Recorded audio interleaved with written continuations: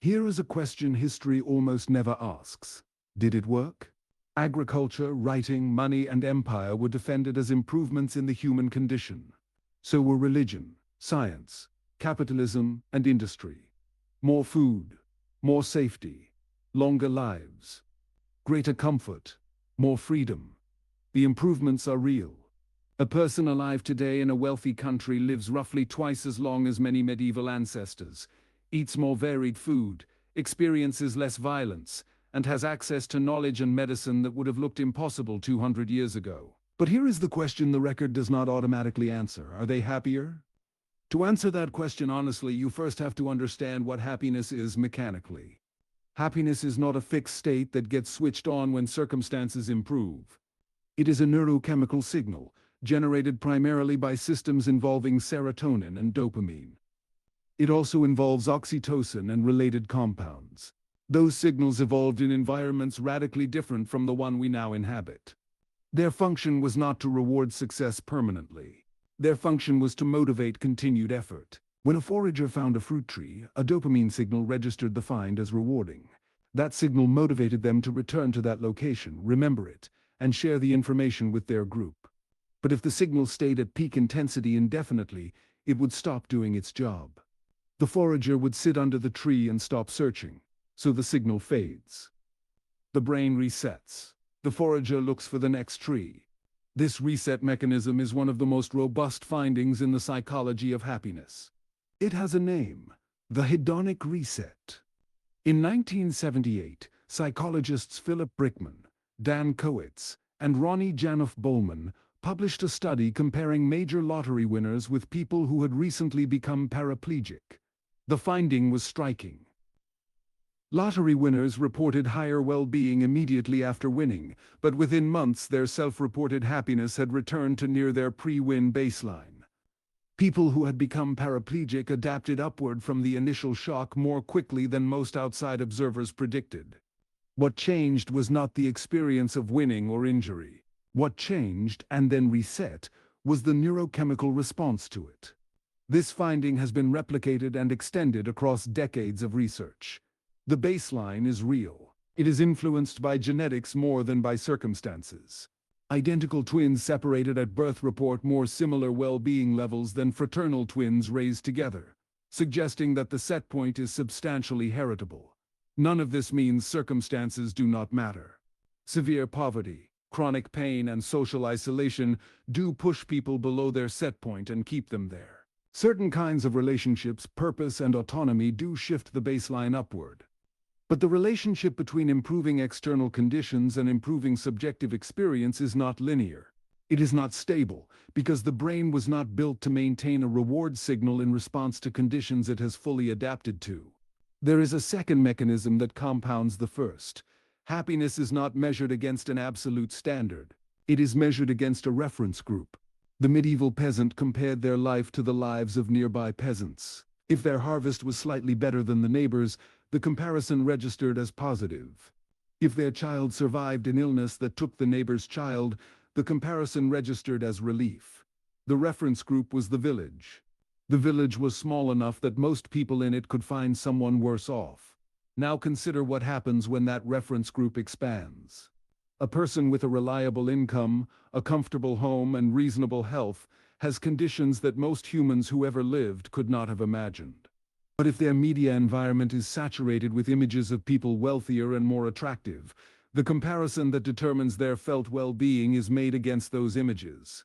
The same is true when the visible people seem more successful and more fulfilled. It is not made against historical averages. This is not irrationality. The comparison mechanism evolved to track relative position within a social group, because relative position within a group determines access to mates, resources, and protection. The brain did not evolve to compare against historical averages. It evolved to compare against visible peers. Global connectivity has made the effective reference group planetary. The wealthiest and most photogenic people on Earth are now continuously visible to almost everyone. The comparison engine is running at full capacity against a reference group it was never designed to process.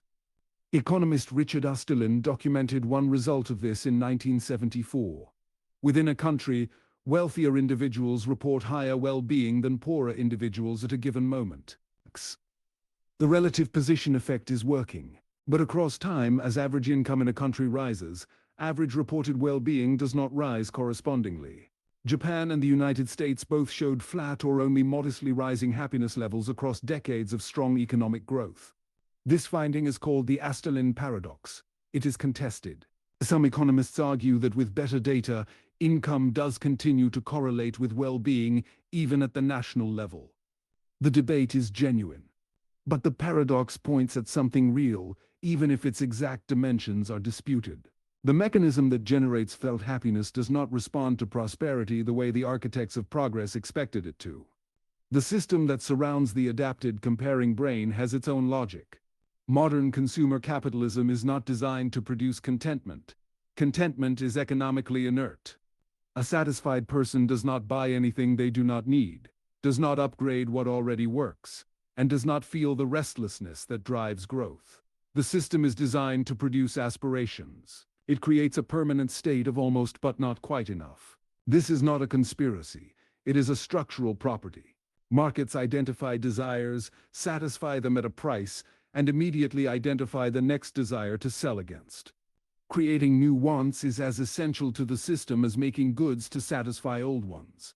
The result is an economy of perpetual dissatisfaction running on top of a brain that would return to its baseline anyway. The consumer who buys the thing they have wanted for 6 months feels briefly satisfied, and within weeks has identified the next thing to want is not a moral failure. They are running on two converging mechanisms. The hedonic reset fades the reward signal. The commercial environment ensures the next aspiration's already visible when the current one fades. What the evidence does suggest is that satisfying more desires at greater speed has not produced proportionally greater reported well-being in the populations that have done so most successfully. One more layer of honesty is required before any conclusion. Measuring happiness is genuinely difficult. Daniel Kahneman's research revealed that when people answer "How happy are you?" they are often answering a different question than the one being asked. The remembering self constructs a narrative of how a period of life went. It applies a peak-end rule. It weights the most intense moment and the final moment of an experience heavily. It largely ignores how long the experience lasted. A medical procedure that was painful for 20 minutes followed by a gradual easing is remembered as worse than a procedure that was equally painful but lasted longer and ended more abruptly. That is true even though the patient experienced more total pain in the second case.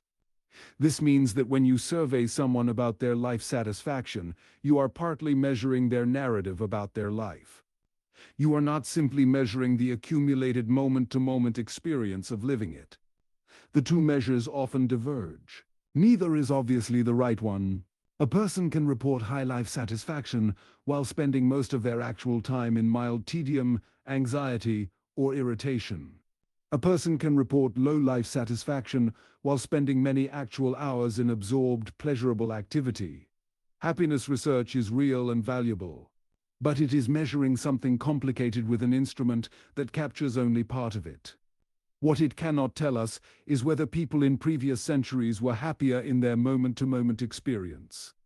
They left no surveys. We infer from material conditions, literary records, and biological evidence.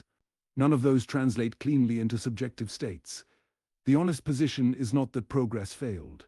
It is that progress improved the measurable conditions of human life substantially, while the mechanism by which humans experience those conditions resisted improvement in the same proportion. Here is the thing the fairy tale got wrong. It assumed happiness was a destination. It imagined a state you arrived at when enough things had been solved, when the food was secure, when the disease was cured, when the war was over, when the income was sufficient, and then, after that, happily ever after. But the brain was not built for ever after. It was built for next. The signal that motivated the forager to look for another tree, the signal that motivated the farmer to plant again after a hard winter, was never designed to stop. It was designed to reset, compare, aspire, and move. For most of human history, the gap between the next thing needed and the next thing available was urgent enough to focus that signal. Starvation, predators, disease, and violence kept the mechanism pointed at real and present dangers. The modern world, for the relatively fortunate portion of its inhabitants, has largely solved those problems. The mechanism kept running anyway.